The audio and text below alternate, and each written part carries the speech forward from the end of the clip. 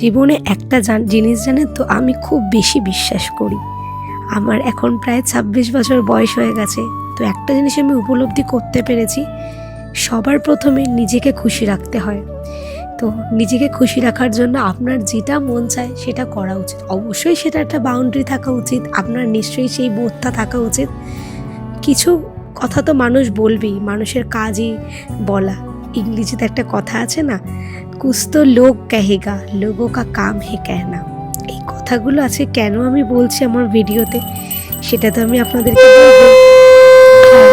শুভ সকাল সবাইকে। আজকে একদমই সকাল সকাল উঠে স্নান করে রেডি হয়ে নিয়েছি। কেন জানেন? আর পুজোটাও দিয়ে নিলাম। আর তারপর কিছু যেইগুলো কাজ থাকে, তনুকে ঘুম থেকে তোলাই, এখন যেমন তনুকে খাওয়াচ্ছি। আর দেখুন না, এই কুর্তিটা আমি পরেছি কেন জানেন? সেটা তো বলছি। আর দেখুন, অন্বেষাও চলে এসছে। অন্বেষা তো আমার ফ্রেন্ড, আপনারা তো সবাই জানেন। কিন্তু আজকে শুধু আমার ফ্রেন্ড রূপে আমার বাড়িতে আসেনি, ও আজকে আমার গুরু। কারণ আজ থেকে আমি ওর কাছে নাচ শিখবো। আর এটা আমার অনেক দিনেরই ইচ্ছা। মানে জীবনে আমি কোনো দিনই নাচ শিখি না, কাছে নাচ শিখছি। হতে পারে এই ধাপটা আমার কাছে বেশি ইজি হয়ে গেছে কারণ আমার বান্ধবী অন্বেষার জন্য।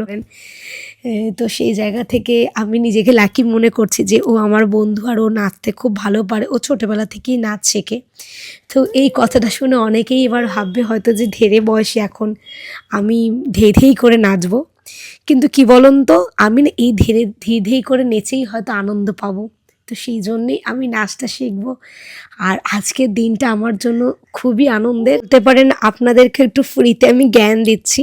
আপনাদেরও যদি মনের এরকম কোনো সুপ্ত বাসনা থাকে, যার যেটাই থাকুক না কেন, জীবনে করে ফেলুন, হয়তো আনন্দ পাবেন। হতে পারে আপনি সেটা নিয়ে আগে বেরোতে পারবেন না, কিন্তু আপনি নিজে স্যাটিসফাইড